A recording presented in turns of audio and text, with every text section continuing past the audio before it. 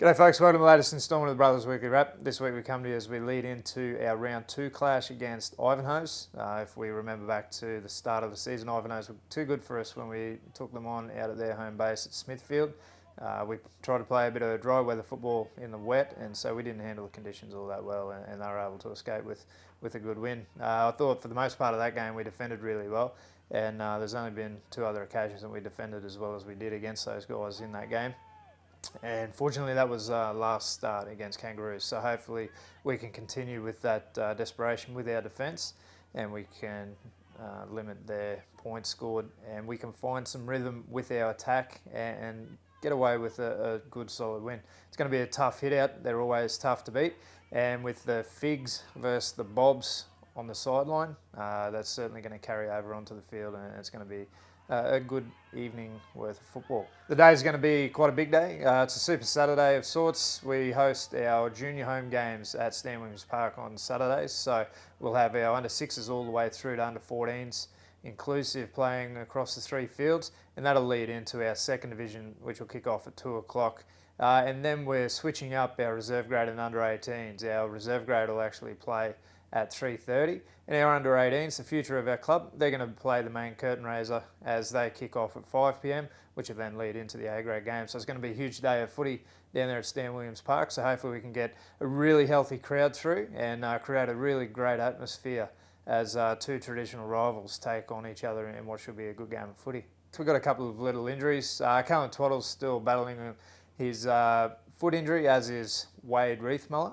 Both of those guys have got broken bones in their feet. Hopefully they're not too far off starting to run again shortly.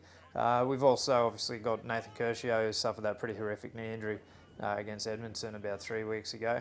But Nathan's progressing really well, and so we wish him all the best as he continues his recovery. And then Luke Badge as well, also another foot injury with a bit of plantar fasciitis, but he's starting to jog, and so he should be back on the paddock real soon, which is fantastic news for us. Unfortunately, we've lost Adam Kelly to work commitments. Barrel's been enormous for us all year this year, and he's going to be sorely missed. Hopefully his roster can allow him to be able to play games when he is back in town, but either way, he's certainly going to be a huge loss for the games that he isn't actually available. At the weekend, while the rest of the club had the weekend off, Denzel King travelled away with the Northern Marlins. He was the club's only representative in the Northern Marlins side as they travelled down to the Gold Coast for the divisional championships. Excitingly, the Northern Marlins took out the carnival, beating their fancied southern rivals again, as seems to be quite a habit in that carnival.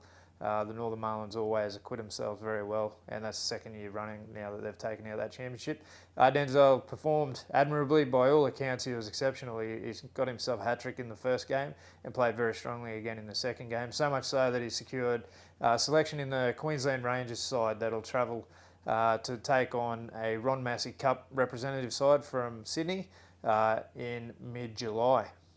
And finally, Nathan Curcio, we mentioned just briefly earlier about his knee injury. Nathan's received some good news in the past week regarding the NRL rookie. He's been accepted through to the next round. Unbeknownst to Nathan, his partner Angela entered him, and the NRL rookie guys liked what they saw. And unfortunately, though, he's copped his knee injury. So fingers crossed, something can be worked out there where he's able to get through the next round that he's been made available for. So best of luck with that, Nathan. So that's about us for this week's instalment of the Weekly Wrap. Until next time, go the fish.